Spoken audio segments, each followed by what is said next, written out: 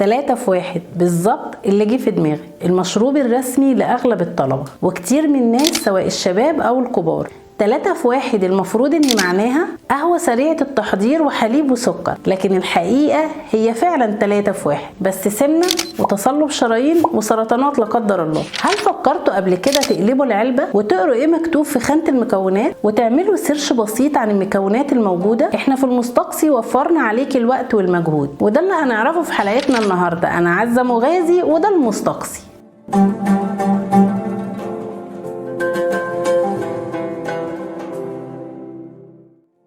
القهوة الفورية أو سريعة التحضير تم اختراعها في نهاية القرن التاسع عشر، وبيتم إنتاجها من حبوب البن منخفضة الجودة، والدافع الأساسي كان حبوب البن اللي بتبوظ بسبب التخزين، فتم اختراع وسيلة تطول عمرها وهي تحميصها بشكل قوي ومعالجتها، وبدل ما كانت بتقعد شهور بقينا بنقدر نخزنها لسنين. بس كالعادة اي حاجة طبيعية بتلعب فيها الايد البشرية بقصد او بدون قصد بتفسدها بدل ما تجود فيها. بداية انتشار 3 في 1 بدأت لما لفتت ليها انظار الجيش الامريكي اللي اشترى معظم الانتاج خلال الحرب العالمية الثانية عشان يزود جنوده المتمركزين في الخنادق بالقهوة سريعة التحضير عشان يفوقوا ويزودوا عدد ساعات صحيانهم، وعشان حبوب البن كانت بتعطل وتبوظ بسبب المياه والرطوبة في الخنادق. 3 في 1 كانت بتتوزع للجنود مع التعيين اليومي ليهم، ومع مرور الوقت المنتجين انتبهوا لتسويق فكرة جعل الحياة اسهل للمستهلكين، وانهم يوفروا لينا ثواني ثمينة من حياتنا،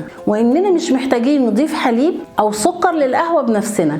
ومن هنا ظهر 3 في 1، وبدأ التركيز في الدعاية وحملات التسويق على فكرة انك تبقى مستعجل، وتم استهداف فئة الطلبة تحديدا، وتنمى جواهم فكرة انك في جو المذاكرة محتاج تفوق وفي نفس الوقت ما ينفعش تضيع وقت. يبقى الحل 3 في 1، شوية مية سخنة ويبقى جاهز. حسب إحصائية عملتها مجلة فوربس العالم بيشرب 4000 كوباية قهوة سريعة التحضير في الثانية.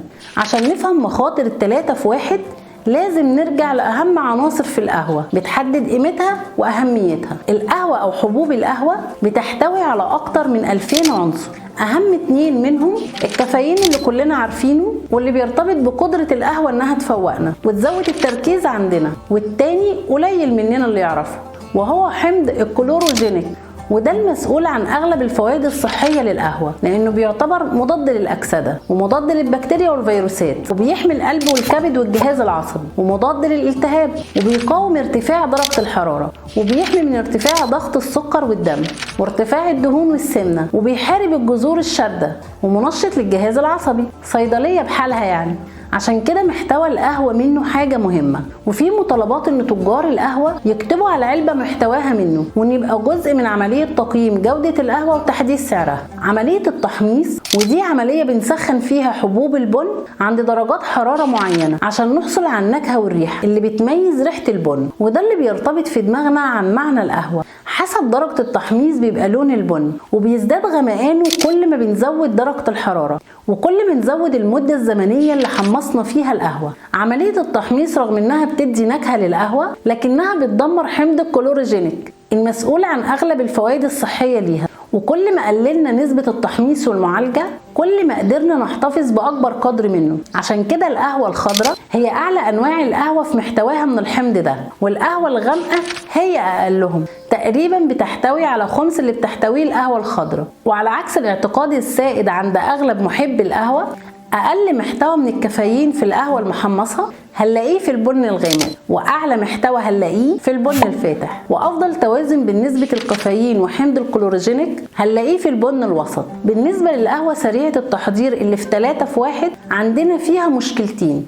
الأولى إنها بتحتوي على أقل نسبة من حمض الكلوروجينيك المسؤول عن الفوائد الصحية للقهوة. والمشكلة الصحية الثانية هي محتواها من مادة اسمها الأكريلاميد. الأكريلاميد مادة بتتكون لما بنسخن بعض أنواع الأكل فوق ال 120 درجة زي القهوة والبطاطس والعيش، وموجودة كمان في التبغ. وبرغم إن التجارب على الفئران أثبتت إن مادة الأكريلاميد مسرطنة، لكن الشركات بتقول إن الإنسان بيحتاج تركيزات كبيرة منها عشان تبقى مسرطنة بالنسبة بالنسبة له، وان النسبة اللي في 3 في 1 قليلة. بس طبعا مع التلوث اللي حاصل في حياتنا الامر مبقاش واقف عند الكمية اللي بناخدها من 3 في 1، لانه خلال يومنا بنتعرض لنفس المادة من منتجات تانية كتير. فمثلا اي مخبوزات اتعرضت لدرجة حرارة فوق ال 120 درجة بيبقى فيها المادة دي، خلاف الزيتون الاسود المعلب وحبوب الفطار والكيك والمقرمشات زي الشيبسي وغيرهم كتير. طب هتقول المادة دي موجودة في اي قهوة اتعرضت للحرارة لما بنحمصها،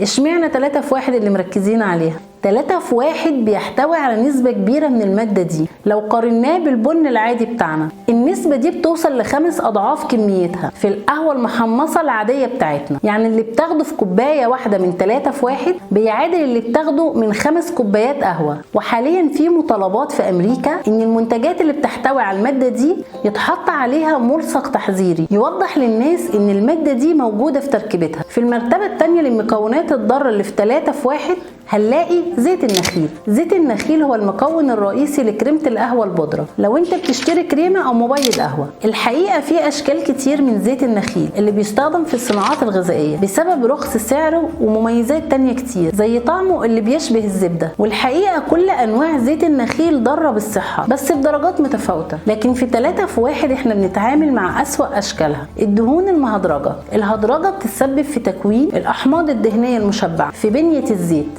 وثبت تأثيرها الضار على الصحة ومساهمتها في خطر الإصابة بأمراض القلب والأوعية الدموية وزيادة الكوليسترول الضار في الدم، وكمان متهمة ببعض أنواع السرطانات. عشان كده القهوة العادية بتاعتنا أفضل من اختيارك ل3 في 1. وطالما أنت مش جندي وفي وسط حر فمفيش داعي لشرب القهوة السريعة، واشرب لك فنجان قهوة معمول على سبرتاية محتواه أعلى من الكافيين علشان يفوقك، والمواد المفيدة في البن بتاعه محتفظة بنفسها. ومن هنا خلصت حلقتنا. وما تنسوش تدعمونا باللايك والشير على الفيسبوك والاشتراك وتفعيل الجرس على اليوتيوب. اشوفكم الحلقة الجاية.